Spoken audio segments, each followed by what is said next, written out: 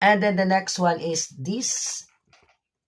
Ooh, this is your MSM-07 ZGOK. And this is the marine type ZGOK, which is the principality of Xeon's mass production type.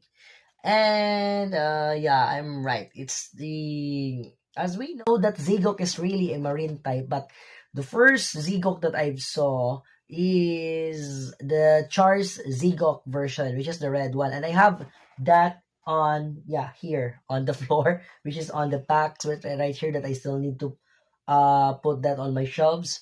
So now you will ask me why I bought this one, even it's old already, because there's a release of the amazing Zigok, which a premium Bandai, and I can't, or I don't have the time to buy that on the premium Bandai shop in Shopee. And yeah,